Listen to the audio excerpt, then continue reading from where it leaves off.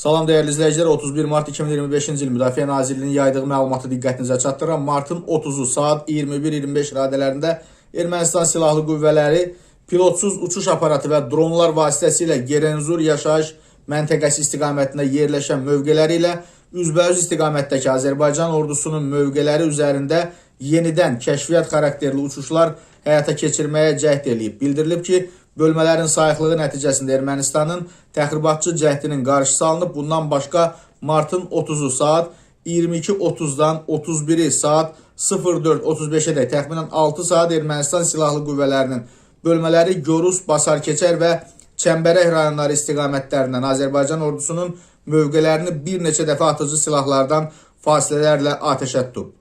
Bu arada İrandan Azərbaycana PUA ilə narkotik keçirmək istəyənlərin deməli qarşısı alınıb. Dövlət Sərhəd Xidməti bu barədə məlumat yayıb. Bildirilib ki, mart ayının 29-da Dövlət Sərhəd Xidmətinin Sərhəd Qoşunları Komandanlığının Göytəpə Sərhəd Dəstəsinin xidməti ərazisində İran İslam Respublikasından pilotsuz uçuş aparatı vasitəsilə narkotik vasitənin dövlət sərhədindən keçirilməsinin qarşısı alınıb.